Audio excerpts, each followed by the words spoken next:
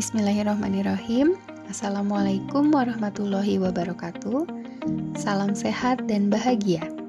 Perkenalkan, saya Meida Amelia Solihati dari SMK Negeri 3 Bandung sebagai calon guru penggerak Angkatan 10 Kota Bandung.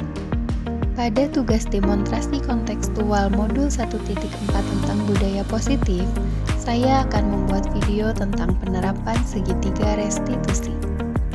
Namun sebelum itu, kita kenali dulu apa itu restitusi. Restitusi adalah proses menciptakan kondisi baik peserta didik untuk memperbaiki kesalahan mereka, sehingga mereka bisa kembali lagi pada kelompok mereka dengan karakter yang lebih kuat.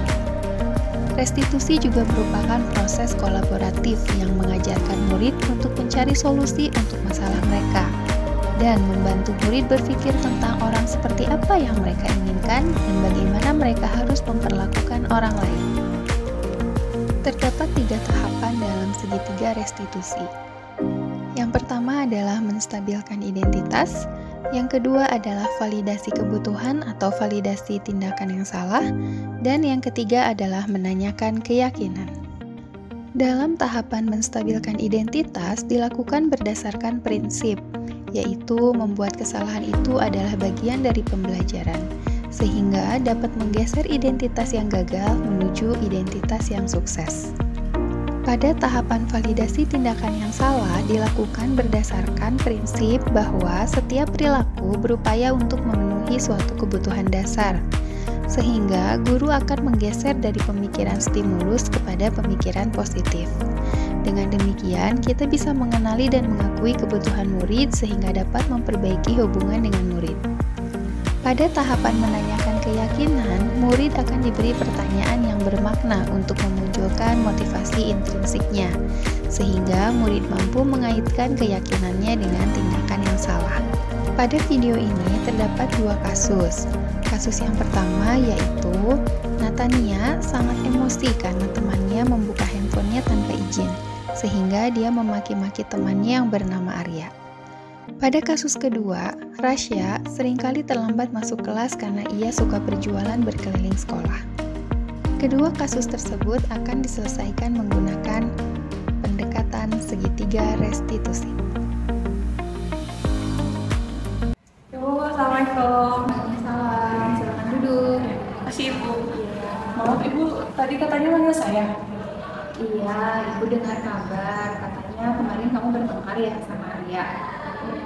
Iya Bu, soalnya kemarin saya kesel banget sama Arya. Kenapa kamu kesel sama Arya? Soalnya kemarin itu kan HP saya lagi dicas. Terus Arya pinjam izinnya untuk ngedit tugas akuntansi. Nah, terus dia mau upload galeri sama WhatsApp saya tanpa seizin saya. Kan saya kesel Bu kalau kayak gitu. Iya, terus kamu gimana ke Arya? Karena saya emosi, jadi saya marah-marah dan bertengkar sama Arya. Ya, kalau Ibu ada di posisi kamu, Nata, mungkin Ibu juga akan melakukan hal yang sama. Ibu pasti akan kesal dan marah. Tapi itu hal yang wajar ya. Lalu, kamu, apalagi yang kamu lakukan kepada Arya? Karena saya kesal, jadi saya maki-maki Aryanya. Kamu sampai maki-maki Arya ya?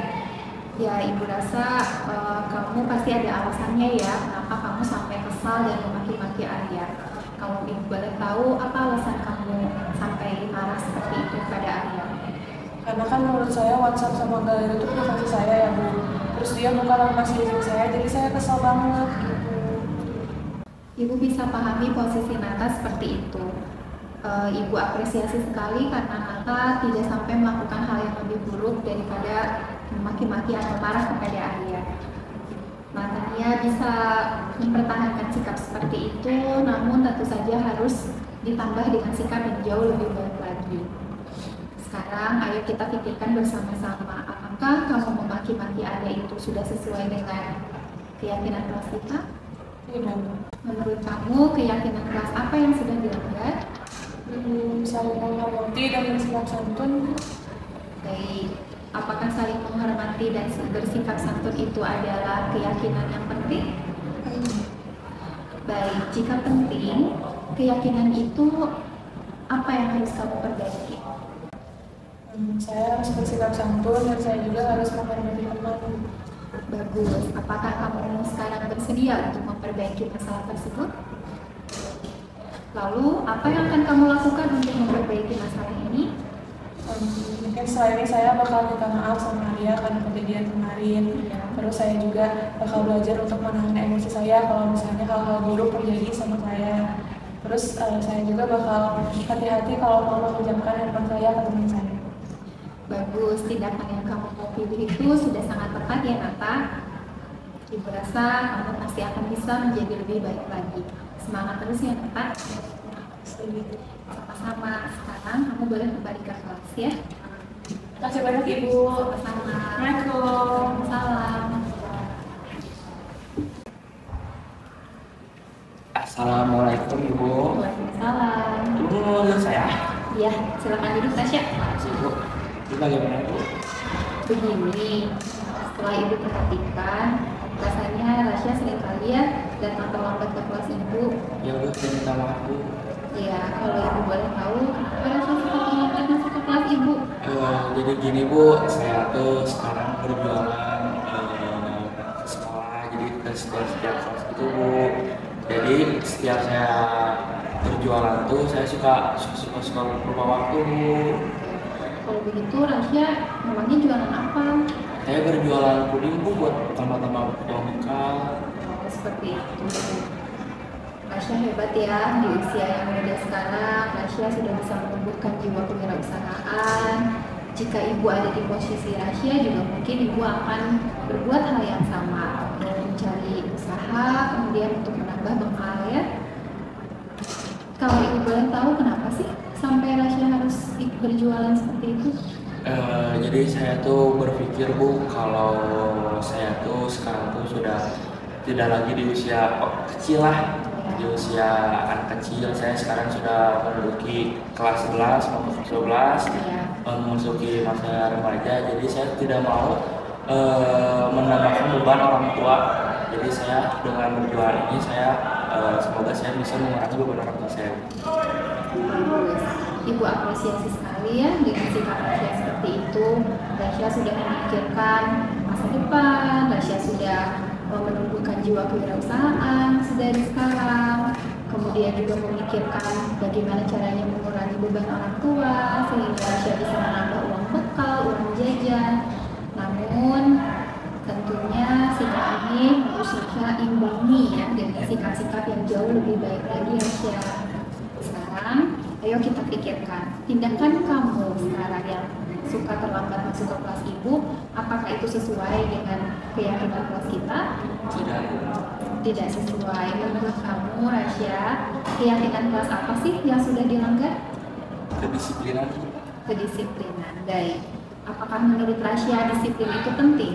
Sangat penting Bu, soalnya kedisiplinan itu sangat penting buat terpakai juga di masa depan. Bagus. Jika menurut Rasya penting, keyakinan apa yang akan Rasya perbaiki ke depannya? Saya akan disiplin dengan waktu. Saya akan disiplin jika berjualan. Saya tidak akan lupa waktu buat memasuki jam pelajaran ibu. Baik. Jadi kamu akan jauh lebih berdisiplin dalam waktu, Iya. memperhatikan waktu seperti itu, Rasya? Iya, bagus ya. Baik, Rasya, apakah sekarang kamu bersedia untuk memperbaiki permasalahan ini? Bersedia ibu. Baik, kalau seperti itu, apa yang akan kamu lakukan untuk memperbaiki permasalahan ini? Sebelumnya saya minta maaf kepada ibu pribadi karena saya sering terlambat masuk kelas ibu. Terus saya bakal merubah metode jualan saya dengan menggunakan WhatsApp atau online agar tidak mengganggu jam pelajaran ibu atau terlambat masuk kelas ibu. Baik, Ibu harap ini tidak hanya berlaku di mata pelajaran Ibu ya, tapi juga di semua mata pelajaran. Rasya harus tetap berdisiplin dalam waktu. Baik, tindakan yang kamu pilih ini sudah sangat tepat ya Rasya. Ibu harap Rasya tetap bersemangat, jiwa entrepreneurnya terus dikembangkan. Insya Allah suatu saat Rasya bisa menjadi seorang wirausahawan yang sukses ya. Amin ibu, terima kasih. Baik, sama-sama. Sekarang silakan Rasya untuk kembali ke kelas. Terima kasih ibu. Sama Rasya.